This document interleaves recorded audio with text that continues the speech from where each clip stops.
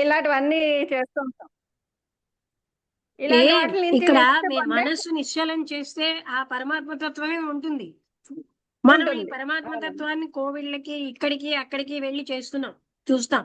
అవునండి. అవునండి. అందుకే ఆయన చివరికి ఏమన్నారు, మతం ఏమిటో ఎవరు డీప్ గా తెలుసుకోవట్లేదు, ఇప్పుడు నేను ఈ అవకాశాన్ని సద్వినియోగం చేసుకుంటాను అని. అంటే ఉమ్, ఏంటంటే మనం మన గతం యొక్క వాటి వల్ల మనం అసలైనటువంటి ఆనంద స్థితిలో ఉండటం లేదు. ఉండటం లేదు. కరెక్ట్ అండి. భగవంతుడంటే ఎక్కడో కాదు, ఆ గతం వదిలేసి నిశ్చలమైన మనసులో ఉండేదే భగవతత్వం. అవునండి. అప్పుడు ఆయన అన్నాడు కదా, నా లోపల లోపల ఏదో ఒక సీరియస్నెస్ వచ్చింది ఇప్పుడు, మతం అన్ని పై ఉమ్, పైనే కాకుండా అసలు ఈ అవకాశాన్ని ఉపయోగించుకుంటాను డీప్ గా, అంటే అసలైన దాన్ని చూడగలుగుతున్నానని, చూసే అవకాశం. ఇటువంటి ప్రభావం లేకుండా. ఉమ్, అంటే మనం ఏం చేస్తామండి, భగవంతుడు అంటే ఆ ఈ పై పైన వాటిల్లో వెతుకుతాం, కానీ మన లోపల ఈ గతం అన్న దాన్ని వదిలేసి అక్కడే చూడడం అన్నది, అప్పుడు ప్రతి యాక్షన్ సృజనాత్మకంగా ఆనందదాయకంగా, అది ఉమ్, తెలియక ఇదే ముఖ్యం అని పట్టుకుంటున్నాం. అవునండి. అంటే కండిషన్డ్, వీఆర్ ఆ కండిషన్ లైక్ దట్. అది అది కూడా కండిషన్ ఉందేమో. అయిపోయింది. అది. బాగానే అర్థం చేసుకుంటున్నారు మీరు. మనం అవునండి. కండిషన్ అయిపోవడం బట్టి ఆ గతంలో ఆ, ఉన్న వాటితోటే పట్టుకుని వేలాడి వాటి ద్వారానే చూస్తాం, ఆ, అవునండి. దాన్ని వదలడం తెలియట్లేదు. అది. వదలట్లేదు. అది. అదంతా గమనించి దాని నిరర్ధకత తెలిసినప్పుడు వదిలేస్తాం. వదిలేస్తామండి. అవును. ఇంట్లో ఏమీ అక్కర్లేని సామాన్ని పారేస్తాం కదా, మనస్సులో అవునండి. అవునండి. అక్కర్లేనటువంటివి ఆటోమేటిక్ గా వదిలేస్తాం. అది అవసరం లేదు అని అవునండి. మనకు తెలుసుకోవాలి. అంతే.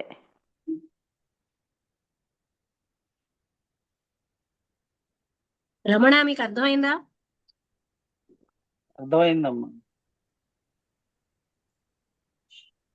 మన అంటే కండిషనింగ్ అయిపోయిన మనసు ఎంతలా ఉంటుందో ఆయనకి కూడా పరిపూర్ణంగా ఆ స్లోగా లోతైన చెప్పండి. విషయంలోనికి కండిషన్ వెళ్ళి, మన అంత ఫాస్ట్ గా చెప్పకండి. కండిషన్ మనసు.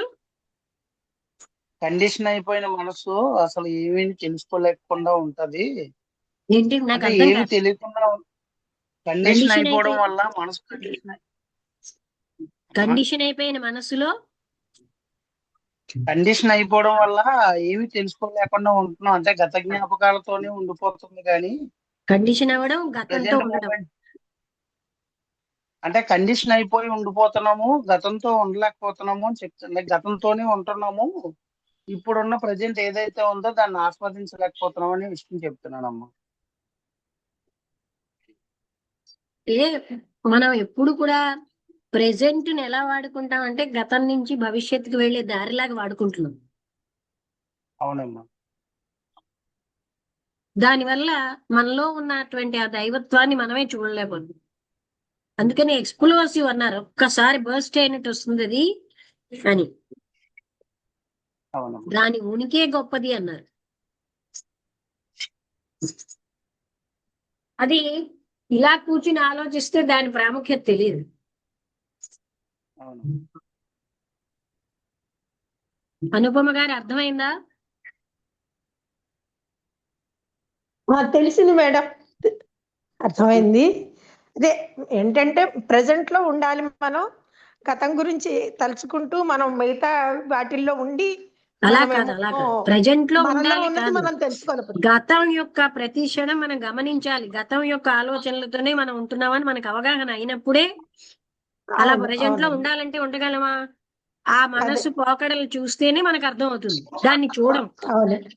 అవును, అవును అది మేడం. నిశ్చలం అయినప్పుడే అసలైనదంతా ఉంటుంది. అవును మనసు మేడం. రేంజ్ లో ఉన్నది అసలైంది కాదు. అవును, అవును మేడం.